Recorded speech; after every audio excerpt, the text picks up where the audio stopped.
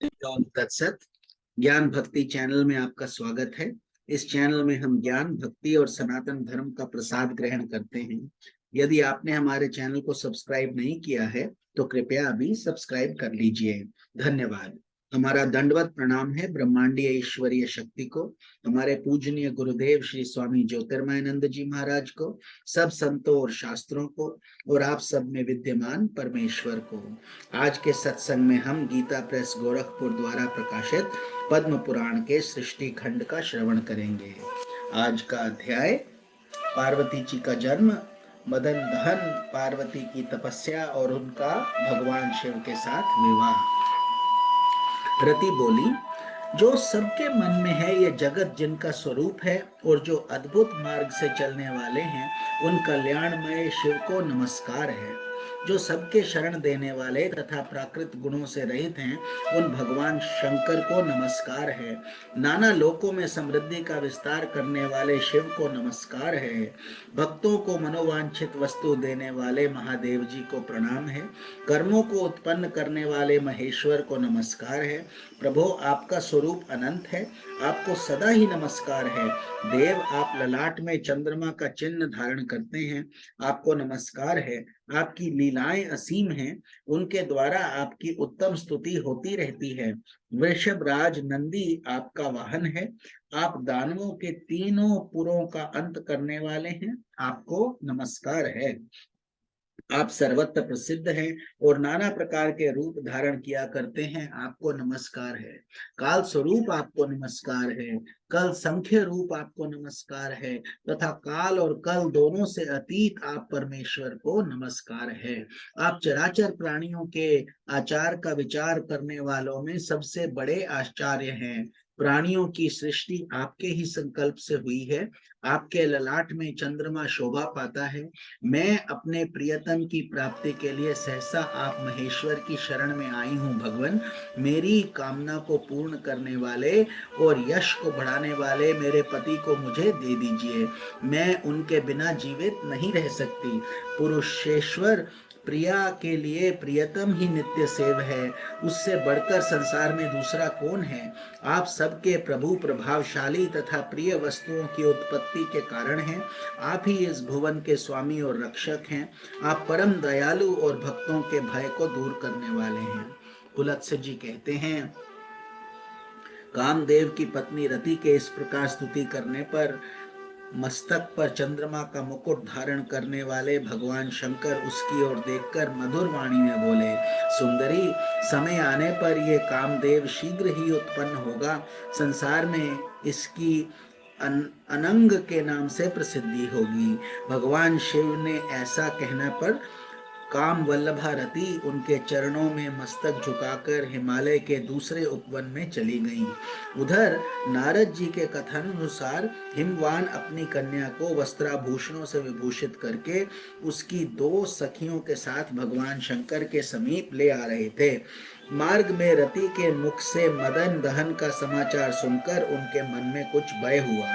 उन्होंने कन्या को लेकर अपनी पुरी में लौट जाने का विचार किया। यह देखकर संकोचशीला पार्वती ने अपनी सखियों के मुख से पिता को कहलवाया। तपस्या से अभीष्ट वस्तु की प्राप्ति होती है। तप करने वाले के लिए कुछ भी दुर्लभ नहीं है। संसार में तपस्या जैसे साधन के रहते लोग व्यर्थ ही दुर्भाग्य का भार ढोते हैं। अतः अपनी अभीष्ट वस्तु को प्राप्त करने की इच्छा से मैं तपस्या ही करूंगी।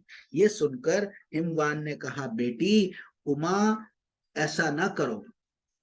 तुम अभी चपल बालिका हो, तुम्हारे शरीर तपस्या के कष्ट सहन करने में समर्थ नहीं है। बाले, जो बात होने वाली होती है वे होकर ही रहती है, इसलिए तुम्हें तपस्या करने की कोई आवश्यकता नहीं है।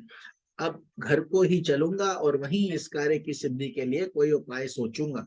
पिता के ऐसा कहने पर भी जब पार्वती घर जाने को तैयार नहीं हुई, तब हिमवान ने मन ही मन अपनी पुत्री के दृढ़ निश्चय की प्रशंसा की। इसी समय आकाश में दिव्य वाणी प्रकट हुई जो तीनों लोकों में सुनाई पड़ी।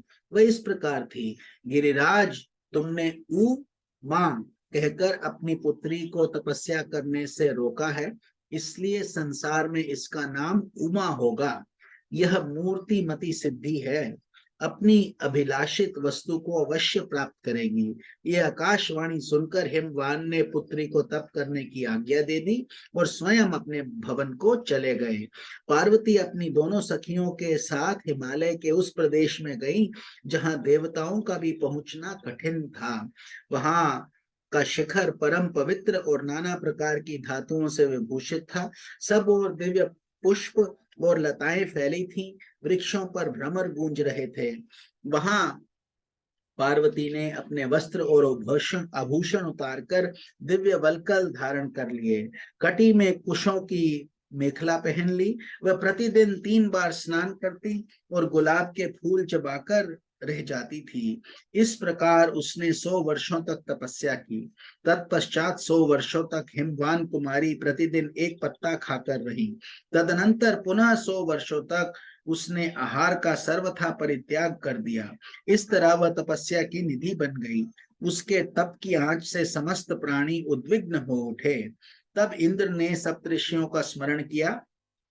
वे सब बड़ी प्रसन्नता के साथ एक ही समय वहां उपस्थित हुए। इंद्र ने उनका स्वागत सत्कार किया। उसके बाद उन्होंने अपने बुलाए जाने का प्रयोजन पूछा। तब इंद्र ने कहा, महात्माओं, आप लोगों के आह्वान का प्रयोजन सुनिए। हिमालय पर पार्वती देवी घोर तपस्या कर रही हैं।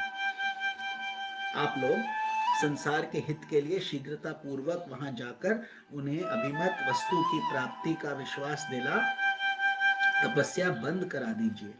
बहुत अच्छा कहकर सप्तऋषिगण उस सिद्ध सेवित शैल पर आए और पार्वती से मधुर वाणी में बोले, बेटी, तुम किस उद्देश्य से यहाँ तप कर रही हो?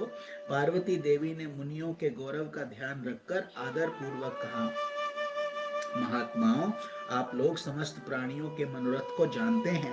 प्रायः सभी देहधारी ऐसी ही वस्तु की अभिलाषा करते हैं जो अत्यंत दुर्लभ होती है।